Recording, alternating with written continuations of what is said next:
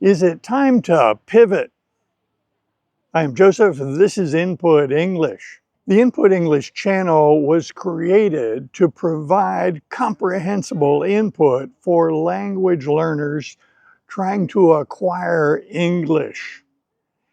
It grew out of my desire to participate, to be part of a movement to help people improve their language skills all over the world. It grew out of my experience. I always wanted to learn different languages. I was always fascinated by people's ability to speak different languages. But the experience of using traditional methods of studying grammar and vocabulary, my results were poor. When I discovered for myself comprehensible input, it was a revelation. It was a big deal because here was a system of acquiring a language that made sense, that was based on evidence, and that people have used successfully to acquire a language. After I used comprehensible input to develop my ability in Spanish, I wanted to participate. I wanted to be part of this. I wanted to make content. And that's why I started the Input English channel. This channel is now 1 year and 2 months old, 14 months. There are over 9,000 subscribers, and a lot of people watch this channel every day. When one starts a YouTube channel like this one, there really isn't a formula for how to do it. There is a lot of advice available online on YouTube, but much of it doesn't apply to channels that specialize in comprehensible input. Because of this, the creator is forced to innovate, develop their own methods, and we are influenced by the input that we have received, because most people creating comprehensible input are language learners. This is very much the case with this channel. I was very influenced by several content creators in Spanish. Because of my experience acquiring Spanish, I was very influenced by creators who made a lot of intermediate level content. This was the input that I enjoyed the most. So this was the content that I focused on when I started this channel. I simply decided that this channel would be for intermediate level learners. It made sense at the time because I knew that millions of people had studied English in school around the world, and many of these people wanted to improve their language skills. Many people around the world had trouble understanding spoken English, and many people had trouble with confidence producing English, speaking English out loud to others. So it made sense to me to create intermediate level content. I also enjoyed that content because it allowed me to discuss fairly complex topics, ideas, rather than just objects. Then something happened. What happened, you might ask? Well, time passed, and in my language learning journey in Spanish, I attained my goal of 2,000 hours, and then I attained my next goal of 2,500 hours. I am now speaking Spanish when the opportunity arises. I plan on traveling to a Spanish-speaking country within the next year, but I don't have any firm plans right now. When I attained 2,500 hours of input in Spanish, I felt like I needed another challenge, another learning challenge. And so, as I told you in previous videos, I started getting daily input in German. In German, I'm not a zero starter. I am starting from a low level, but I know a lot of vocabulary and I have a picture of the structure of the German language from previous experience. It has been easy for me to find comprehensible input in German. Over the past 3 weeks, I have watched 50 hours of input in German, and I have enjoyed it a lot. But during those 50 hours, I learned a lot. What I learned when I changed my focus toward German is that we really need beginner level content. We need content that is super easy to understand. The problem with easy content is it can be difficult to make if you force yourself to draw pictures and use a lot of illustrations. This is one of the reasons I didn't make a lot of beginner content, is I felt that it would be very time consuming to put in all those illustrations or to work with a whiteboard drawing pictures. I actually tried it.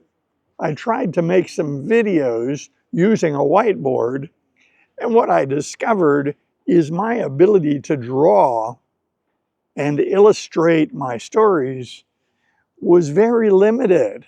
I wasn't good at that skill, and I figured that it would take a huge amount of time to develop that skill. While watching beginner content in German, I saw how other content creators addressed that problem. In the content that I have been watching in German, it is uncommon to see people drawing on a whiteboard. More commonly, they hold up objects, they point to things, they gesture, they do things that illustrate the point, so they make the content more understandable without encumbering themselves with drawing stick figures and pictures. That was a revelation.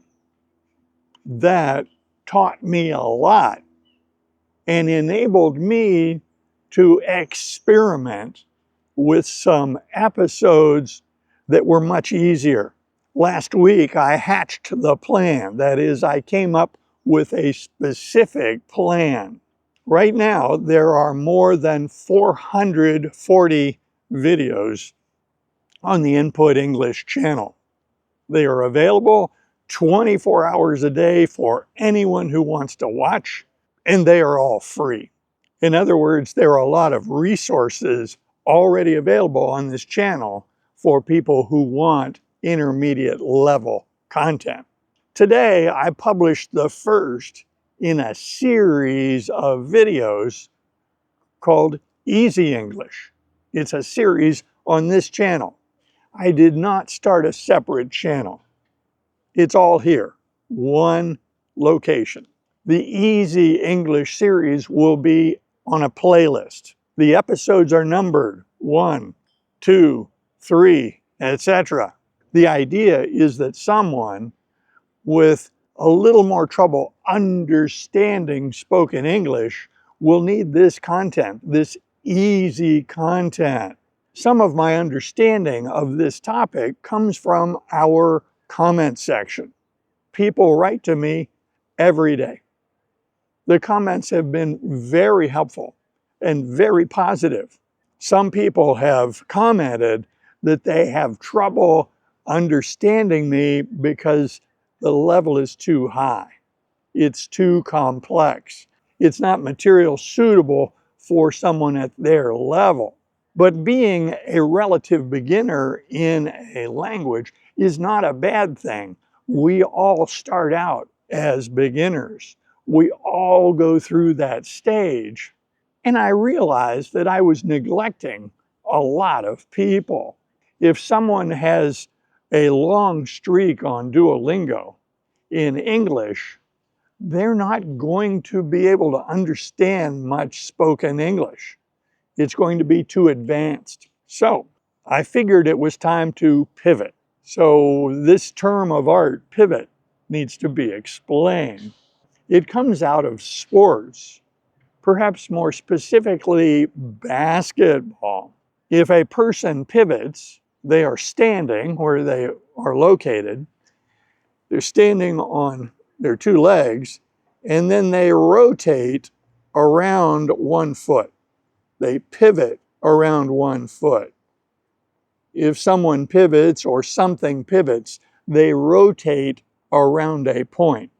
So if you are standing and you raise 1 foot and rotate around the other foot, allowing it to slide a little bit in a little circle, you can face in a different direction by pivoting.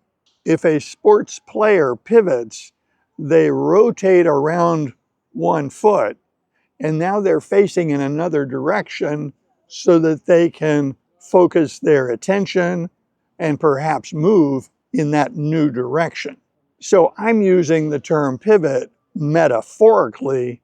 When I say pivot, I'm not standing on 2 feet, rotating around a foot. No, I am changing my direction, changing my orientation so that I can take perhaps a slightly different path. It may be time to pivot to easier content so that I can reach more people and provide more benefit. This doesn't erase the 440 intermediate videos. This is just a change of focus. I will continue making intermediate level videos like this one. In recent days, I have put more emphasis on requesting that people hit the free subscribe button because I would like the channel to grow. I think that there is a bigger audience who would benefit from this content. I just need to find them. The YouTube algorithm is willing to help, but more subscribers will trigger the algorithm to present this to more people. Also, if I have more beginner material that's easier to understand, it will be easier for people to use it.